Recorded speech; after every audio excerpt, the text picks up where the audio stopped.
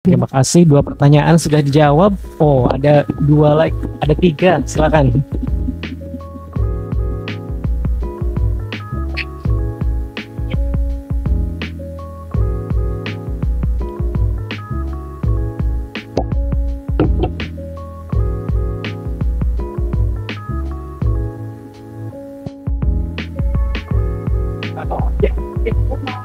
Halo, selamat siang Ibu Sofi. Saya telah datangnya soalnya baru ada urusan. Ibu Sofi mau nanya, permasalahan di Indonesia itu tentang masalah kurikulum, tentang kurikulum yang tidak stabil mengakhirkan menjadi masalah kayak gitu. Kenapa sih kurikulum kita tuh tidak mengadopsi tentang nilai-nilai toleransi, terutama ke sekolah-sekolah baik SD, SMP maupun yang lebih agak tertutup itu pesantren? Kenapa ya? Dari kurikulum K13, kurikulum 2007 sampai kurikulum terakhir tuh kurikulum merdeka kayak gitu, Bu. Terima kasih dari saya satu lagi. Terima kasih atas kesempatan diberikan. Kenalkan, nama saya Salman dari Fakultas dari Fakultas Ekonomi dan Bisnis. Mungkin pertanyaan saya agak sedikit berkaitan dengan mata kuliah sedang saya ambil. Nah, untuk pendidikan anak sendiri mengenai prinsip tes mungkin mengenai pendidikan anak ya, mengenai masalah keuangan ya, untuk yang zaman sekarang itu seperti apa sih baiknya? Karena kalau dulu kan kita selalu di dogma ya, menabung pangkal kaya. Nah, untuk sekarang ini kan sudah ada banyak investasi, atau mungkin dari sisi Islamnya ada sedekah dan menabung juga. Mungkin ada pun seperti mungkin saya Ibu bisa memberikan kita pencerahan yang mengenai masalah bagaimana mengajarkan basic keuangan kepada anak ketika masih kecil. Terima kasih, Bu. Ya, nanti Bu Tati menambahkan. Yang pertama tentang kurikulum tadi menarik. Saya juga pengembang kurikulum dan penulis buku teks, dan memang kurikulum kita masih overload ya. Bahkan dengan kurikulum merdeka masih overload. Makanya sekarang ada wacana lagi untuk mengurangi lagi. Kita lihat apakah memang bisa dikurangi ya.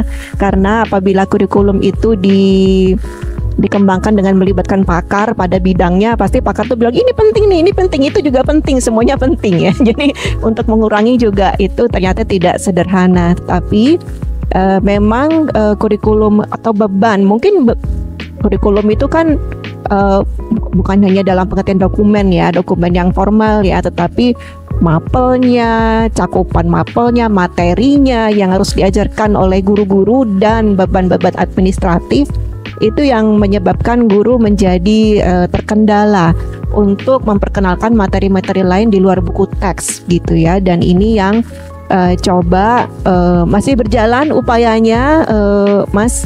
Jadi kita boleh berharap bahwa mungkin sekian tahun lagi dengan tuntutan yang sekarang ini semua materi sudah tersedia kan. Sebetulnya ada Gemini lah, ada Teh Ai lah, ada Mbak Meta ya, yang materi sudah tersedia dan anak-anak kita bisa mengeksplor. Hanya guru-guru tinggal melengkapi dengan skill bagaimana agar itu menjadi bermakna. Informasi itu tidak hanya informasi, tapi bisa menjadi data, bisa menjadi pengetahuan bisa bermakna menjadi keterampilan. Sekarang wacananya deep learning ya, pembelajaran tuh mendalam.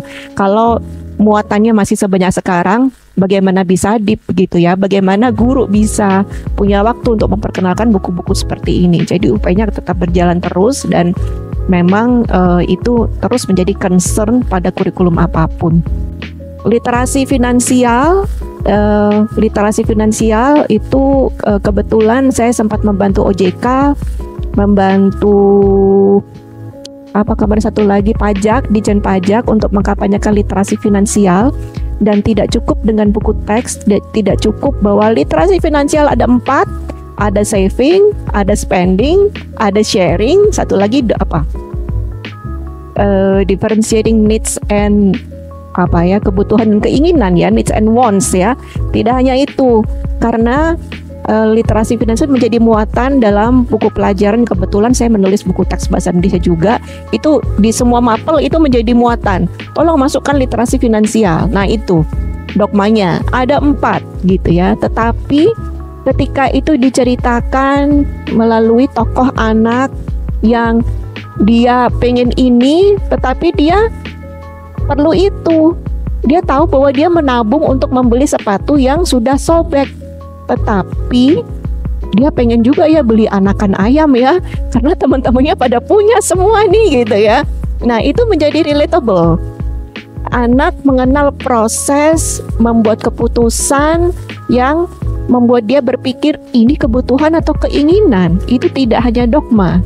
Jadi tetap penyajiannya bagaimana, pengetahuan apapun termasuk literasi finansial, penting sekali kita memperkaya bahan-bahan bacaan tentang literasi finansial, dan itu sudah tersedia juga secara cuma-cuma, bisa di Google juga kalau adik-adik melakukan riset tentang literasi finansial dan mencari bahan bacaan apa yang bisa diunduh secara cuma-cuma, itu ada, tinggal OJK Sikapi kalau nggak salah ya, atau bahan bacaan OJK, bahan bacaan DJP, Ditjen Pajak itu ada gitu ya, tinggal dicari saja, semuanya sudah tersedia secara cuma-cuma.